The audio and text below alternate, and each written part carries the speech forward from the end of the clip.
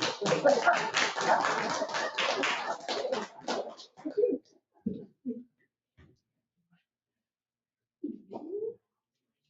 right, well, my name is Lisa and I'm an alcoholic. Hi, Lisa. I'm a real alcoholic. I was a sloppy alcoholic. And I'm glad that I don't look like an alcoholic anymore. I don't think actually any of us do, which is amazing to me.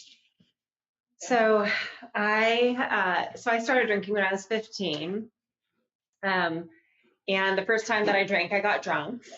It was a really terrible drunk. I think there are better drunks than some, but this one involved 5 shots of tequila. And that's a lot for a 15-year-old having their first drink. I mean, that would have been a lot for me at the end of my drinking, having a drink. I didn't want to have 5 shots of anything at the end. But that's how I started my relationship with alcohol. And I think I was pretty primed for it at that point in time. My home life was really kind of on shaky ground. I didn't have good relationships with family members. We had mental illness happening in my family. And so I was grateful to have something that got me out of that discomfort. And that something was alcohol.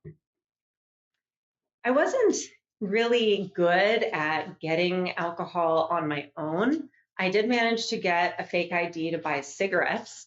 That was a really terrible idea. I don't know how it worked back then, but it was the 90s. And so I don't think people cared as much. But when I could get alcohol, I got drunk.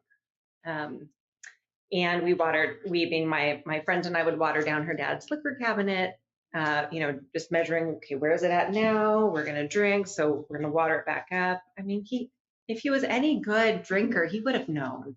But he had a lot of alcohol and it was always there, so maybe he wasn't an alcoholic. I don't know.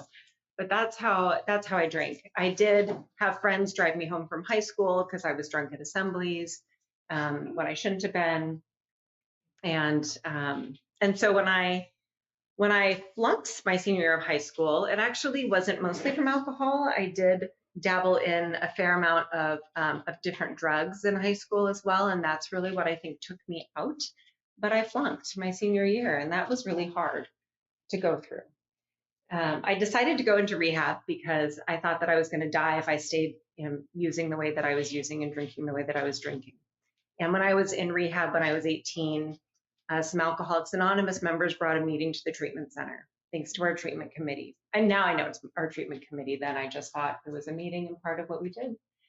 And so from there, I got connected with Alcoholics Anonymous. And this was up in the Bothell area. There is a fellowship called the 12 and 12 Fellowship. And when I got sober, it was in a previous building that then burned down. But that was my home for a few years. That's where I went to meetings and I met some other young people, and then we would drive into the city and we would do meetings together. Now, I didn't stay sober because otherwise I'd have almost 30 years, and I've got 13 years. So I had a meandering journey of being in and out of Alcoholics Anonymous since I was 18. So I got 3 years sober and I turned 21 sober. At 21, I went to a local tavern in Olympia where I was going to college at the time. And I asked them for a free root beer because I really wanted that 21-year-old experience. A few months later, I actually went out and started drinking again. So then I definitely had a 21-year-old experience that was very alcoholic. And I went out because I didn't think that I was an alcoholic. I knew that I was a drug addict. I knew there was no question in my mind that I was a drug addict, but I didn't know that I was an alcoholic. And I had a lovely sponsor in AA who said, what our 12 and 12 book tells us to do. She said, maybe you're not an alcoholic. Why don't you try some controlled drinking? Maybe you just partied too much in high school. And I was like, that is such a good idea. I'm going to go do that. So a year and a half later, I started having the same consequences, but this time I was in college, and my college that I went to was Evergreen. Evergreen doesn't have grades. So they're pretty generous with who gets to go to that school. But even Evergreen had a problem with my drinking. And they asked me to take 2 quarters off to think about things. Yeah, that was a slap in the face. Like this green or, I mean, I did graduate eventually, but at the time, if Evergreen didn't want me, there was a problem. And I get it. I mean, I was coming to school drunk after doing wine tastings for work, and I was stealing substances out of a chemistry lab with a professor. And, I was not representing myself very well as a college student. So, so once those consequences happened, that was pretty painful. That I thought, I flunked high school. Evergreen doesn't want me. I better go back to AA. And I went back to AA. I got a sponsor who is now my sponsor again today, but she took me through the steps. It was pretty rigorous. You know, I really believed that I had found my way out, and I started sponsoring people. I went to big book studies. I was a big book thumper back then. Now I can't remember what page things are on, so I have to bring my book with me and remind myself.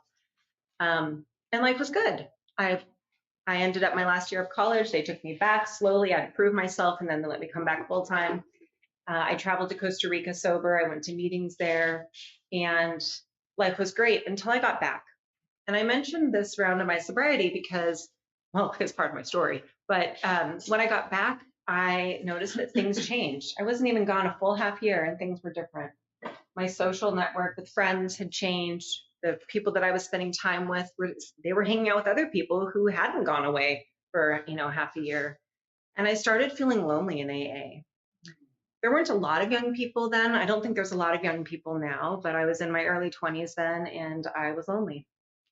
And so what I thought was the right thing to do was do more service, take on more sponsees, just act as if things were fine and things would get better. But what ended up happening was I acted as if things were fine. And then every memory of me being an alcoholic got eroded from my memory bank. I could not recall examples of how I was an alcoholic. And so I got to the point where I truly believed that strange mental blank spot had set in. And I truly believed that I got to AA by mistake twice. What are the chances of that? I mean, just such terrible luck. It was insanity. So I decided I was going to go drink. I talked to my sponsor about it. And for those of you who have relapse as part of your story and you just find yourself drinking, that's not my story. Like, I checked it out with my sponsors each time. I planned my relapses each time. But this time I did it better. This time I decided I was going to clean up the wreckage of my future by meeting with my sponsees one by one and having temporary sponsors lined up for them. Like, I wanted to make sure they were shepherded to good care. And I just told them, I'm really sorry. Turns out I'm not an alcoholic. How weird. And then I drank. And before I finished that first glass of wine, I remembered that I was an alcoholic. I remembered that desire for more set right in, and I could remember those memories that I'd forgotten about. But I did not want to come back and admit that I was wrong. So for 9 years, I tried to control my drinking.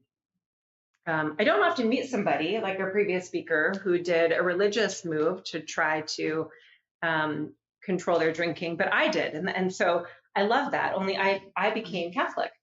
It is not easy to just switch your religion.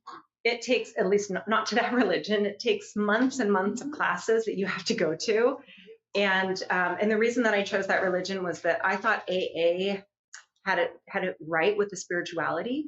And if I could just find a religion that had confession, like the fifth step is part of it, I would be able to drink without harm. So 9 months later, and many hours of classes, and becoming Catholic. And since I didn't grow up in the church, I didn't realize that lots of Catholics actually drank a lot. I was really disappointed to find out that it didn't work. And I kept drinking. I had a young one at this time, a toddler at this point in my sobriety, and I had drank during the third trimester. I had drank when I was pregnant because I couldn't not drink. I drank limited amounts that my midwife told me was okay. And why she told me it was okay, I don't know, but she did. So I was like, great, I can have 1 glass of wine or less than a glass of wine a day. This sounds perfect in my last trimester. It was so uncomfortable not drinking. So my daughter, had already been exposed to alcohol. She's a lovely daughter, bright, brilliant. I'm lucky. But she also saw her mom drink a lot, and she saw her dad drink a lot. And so the religious fix didn't work. I was fighting and arguing, not physical fighting, but I was yelling a lot, arguing. I had quite a lot of resentment. And she witnessed all of this. And so my solution was not to quit drinking. It was just to leave her dad, because that was the problem. That was probably a different problem, but it didn't solve my problem. And then when she was 3 and she wanted to have wine parties with me, I knew that I had to really take a hard look at that. She knew that when she went to her dad's house, daddy drank beer. And when she went to mommy's house, mommy drank wine. And, would we like to sit down with her little dolls and pour wine and play? So 2 months after that point in time, I was able to finally hit a point where I used to hear this expression a lot, but I got sick and tired of being sick and tired. What I was doing wasn't working. It had been 9 years. I gave it a really, really good effort to control my drinking this last time. And so I woke up one morning and I told my boyfriend, I called him up and I said, I have a drinking problem. And he didn't know how big of a problem it was because we didn't live together. We didn't see each other every night. And I usually drank before he showed up so that I could pre-party before we would go out. And, he thought it was cute if I got a little drunk when I was nice. When I wasn't nice and the other side of me came out, he did not enjoy that either. Nobody did, including myself. But I told him I had a problem, and he said, well, what are you going to do about it? And I said, I don't know, but I think maybe I need to go back to Alcoholics Anonymous. It worked for me twice before, so maybe it could work for me again. It took me about 10 days to reach out to my sponsor, and I found her on Facebook. And when I reached out to her, I sent a Facebook message saying, hey, I need help. I can't do this alone. Would you work with me again? And instead of saying yes, she asked me to call her and pick up the phone. And then she said yes. But it was that practice of just pick up the phone and call. Don't reach out digitally, just call. And she's still my sponsor today. I'm really, really grateful that she's seen me over 2 spans of my sobriety now. So our book says a lot of great things. And one of the things that our book says, and I'm going to try to just draw from the family afterward, because that's been just a nice focus of my recovery, is that our book says cessation of drinking is but the first step away from a highly strained abnormal condition. And so me just quitting drinking, it wasn't enough. I was still uncomfortable. I was emotionally all over the place. I was angry. I wanted to hide from the world. I was lonely. But those bedevilments earlier in the book, they were all true. I was a prey to misery and depression. I couldn't control my emotional nature. I couldn't really make a living. I mean, I was making a living, but I wasn't paying my taxes. So that I had to clean up that mess later in my recovery. But my life was a mess. And she helped me learn early on with the first step that my life was unmanageable, even when I was not drinking. And that was really hard for me to see because I wanted things just to be better. But it was just quitting drinking was just the first step away from that highly strained abnormal condition that alcoholics live in. It took work. It took the steps. It took doing service work in here. It took feeling my feelings and having to apologize and try to do better when I would have an emotional, blow up with somebody. It actually took me until I'm 13 years sober. It took me until I was 10 years sober before I finally stopped viewing myself as an angry person. I was so afraid that anger would come out. It got better over the 10 years, but I really thought I was. And then one day I remember sitting in my home group realizing I am not an angry person. Like that's not who I am. I'm a person who gets angry every once in a while, but I am not at my core this angry person that I have to fear is just going to come out anymore. And I think that's because of the change and the transformation of working the steps to the best of my ability over time. So I've, going through the steps, the inventory process was thorough. I believed when I got to that point, I did not want to hide anything. I did not want to, okay, that's not totally true. Actually, I did want to hide some things because I remember writing them at the end thinking, I'm going to gloss over these when we go over it. I had forgotten that in my line of sponsorship, I don't get to read my 4th step. my sponsor reads it to me. And so I'd forgotten this. I'm a great forgetter. And so even though I'd written it down, because I wanted to be thorough between me and God, I just didn't want to talk about it. And then when I showed it to my spit stat, she picks it up, starts reading the entire thing to me, and it all came out because I couldn't edit it. It was on paper in black and white. And I'm so glad for that. I didn't keep anything from her. When I got to my 9th step amends, not all of them went well.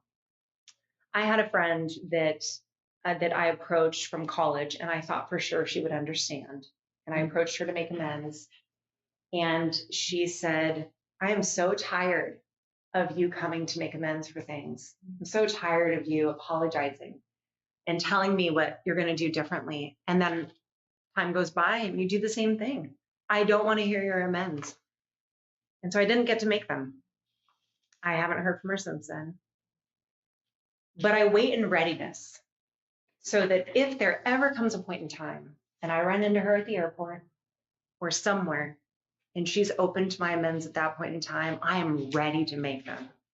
I hope that I get that opportunity, but it's a really painful reminder that the person that I was when I was drinking was very selfish and really mean. And if other people got hurt for me to get what I wanted, well, that's just part of life. Too bad. And I don't live that way anymore. Some of my amends went really well. I also drank on the job when I was working from home, and which really meant I wasn't working. I was just drinking. And when I made amends to my boss for that, I was ready to pay back hours of time that I didn't actually earn. She didn't ask me to do that. Instead, she thanked me because she said that she had alcoholics in her family, uncle and a father, and neither one of them ever came to her with a heartfelt amends like I was making. And she said that just the fact that I did that for her was healing from her life with alcoholics. So I didn't have to pay back anything, but she gave me a gift and I gave her a gift. So that was my amends experience. Just not always great, but most people just said, as maybe many of us have heard, just keep doing what you're doing. Just try to be a better person. And that's a really beautiful thing about maybe non-alcoholics is like they don't hold on to things as much as we do, or certainly the ones in my life. So my life got better. I got into service when I was 3 years sober. My home group was Fine Print here in District 15. And I thought that this guy who was in this GSR position, he was like the leader of the group in my mind. He was this like leader, and he was hip, and he was cool, and he was going to these meetings, and then he would go away for a weekend, and we paid for him to go to this thing for a weekend. That's really cool. So, and actually there are 2 people in here who were with me when I was like GSR in that home group a while ago. It's amazing. And how cool that you're here. And so they elected me GSR. And I didn't know what I was doing. I didn't really understand the role. It turns out it wasn't as glamorous as I had envisioned it was. You didn't actually have any power in the group. You got to run the business meeting and the discussion, and then listen to everybody else's opinions about stuff. So it wasn't quite what I experienced or what I thought that I was going to experience, but it did give me my first taste of general service. And I made myself available for DCM, and I was not elected. And I made myself available for alternate DCM, and I was not elected. And I was so embarrassed and it was in this room that this election happened. I was sitting right over here. I can remember, it was so painful that I stopped raising my hand. And I thought, I'm not going to get rejected anymore tonight. You rejected me twice. I mean, clearly I was not spiritually fit to be DCM or all DCM, really, but I put my hand down. And then I moved across town in Seattle, which felt like a geographic with traffic. And so I stopped going over to my home group. And I got really sick in sobriety, really dry, like crispy dry. And I started having thoughts that my daughter would be better with life insurance money than me sticking around. And I was 5 years sober or 5 years dry at that point in time. And I faced 2 alternatives at that point. I was either going to drink or I was going to kill myself. And I did a little ugly cry on the floor of my house. Like, I don't know what to do. It felt like a surrender from 5 years prior. And a little voice inside told me to go to a meeting. So I went to a meeting. And at that meeting up in Green Lake called Duck Island, a woman came up to me at the end of the meeting, probably because I had been silently weeping, looking at everyone's shoes on the floor the entire time. I couldn't make eye contact. I did not want to because I didn't want to get called on. And she sat down and she asked me, if I was new. I was like, well, I'm 5 years sober. And she looked very surprised, as she should have been. I was a mess. And she did the best thing anybody could have done in that moment in time. And she said, we're planning this thing called the Seattle Fall Conference, and we could really use your help on the committee. And she pulled me, this miserable 5 years dry, sobbing woman who wants to die, into service. And I think it saved my life. And I will forever be grateful for that moment in time. And I've stayed in service since then. And service, I think, is what keeps me, it just keeps me human. It's like the fine grit sandpaper for my soul. It just keeps refining me as I think about how to really listen to people. I've learned that when someone has a different opinion than mine, like, my job is not to argue and convince them, although sometimes with my daughter I forget that. But my job is to really listen with an open heart, to try to understand what someone else is going through and what someone else is saying. And when I do that, I grow and I become kinder and I become gentler and I become a better human being. So I really love service. And I love service because even when I just get tired of going to meetings, I'm usually in so many service meetings that it floats me a little bit until my motivation to get back into my recovery is there. So it's not always strong. Sometimes I'm in too many service meetings and not enough recovery meetings. And our book tells us to be really careful about that. That's like a world of spiritual make-believe when we think that is the right spiritual lopsidedness. We're just too heavy into service, and then it has the opposite effect. My daughter, who's now 17, she gives me the checks and balances. She has told me at various points in my sobriety, you're doing too much service. Like, I'm right here. I need you. And, although I appreciate that, I wish she didn't have to do that. And she did it this year towards the assembly, but she hadn't done it for a couple of years. So I knew, okay, yeah, you're right. I'm feeling it. My life now is pretty amazing. It is not perfect. In sobriety, I definitely haven't been at that low point that I was, when I was 5 years sober.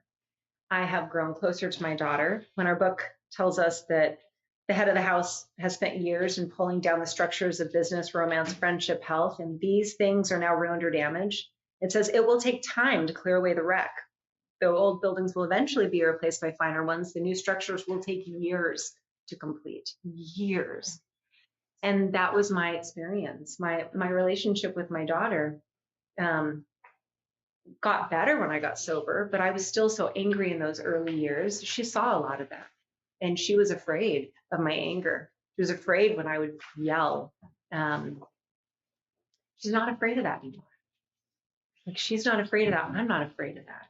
Now we have this really close relationship, really close. My daughter is not one who hangs out in her bedroom, or out with her friends or stays out late. Like, she's at home with me in the living room. If I'm cooking in the kitchen, she's at the counter. We're just hanging out every night. We're talking about stuff in life. I didn't have that with my parents. I know that her friends, a lot of her friends don't have that with their parents, but this is the process of living amends that my sponsor taught me to do.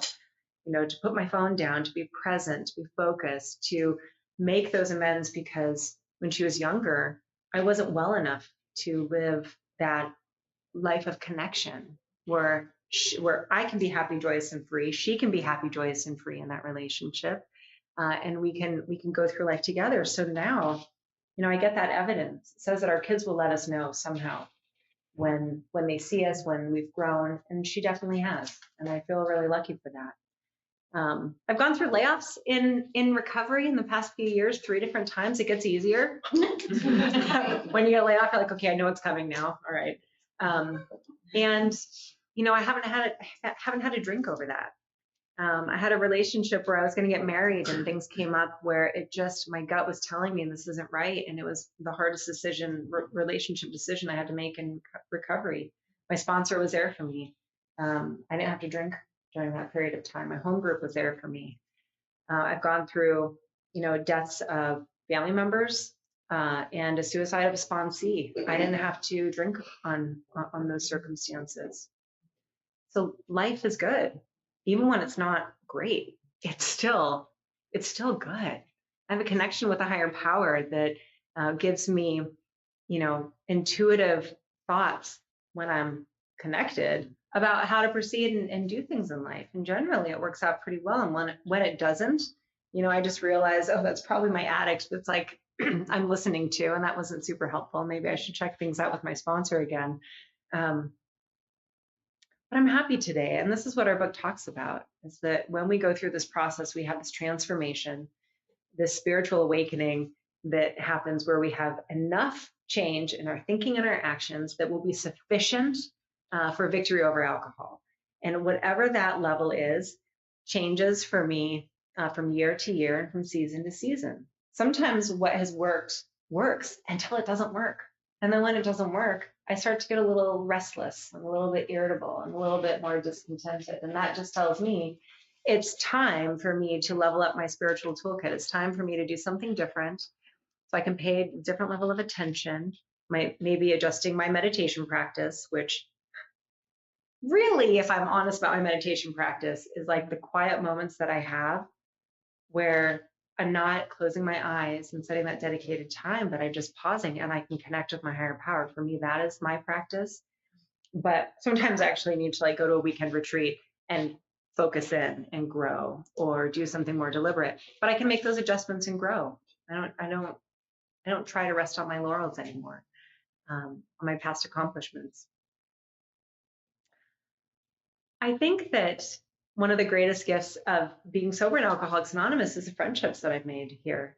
I didn't want friends when I came back in. I didn't want to be close to people. I think people generally, it's a little bit stressful trying to get to know.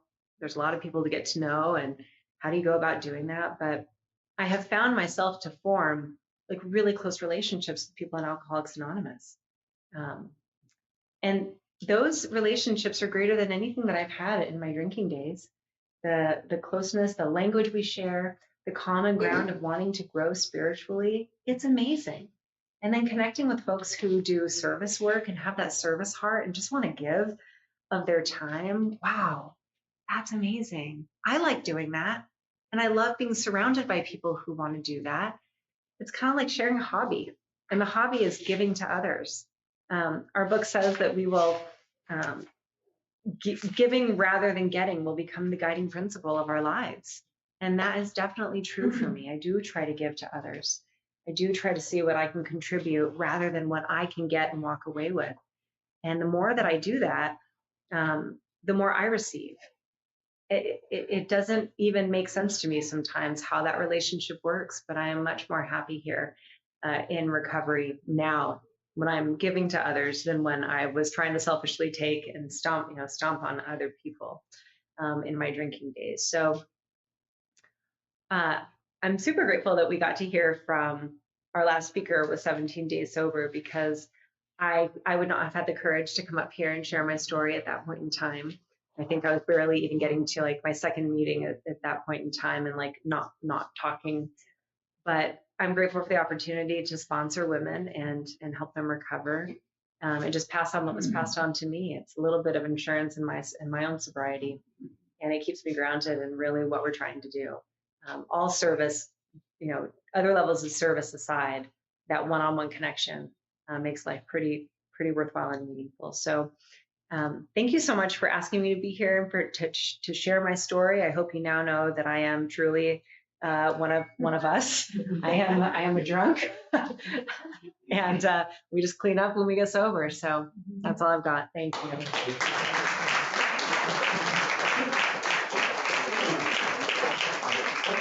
Thank you.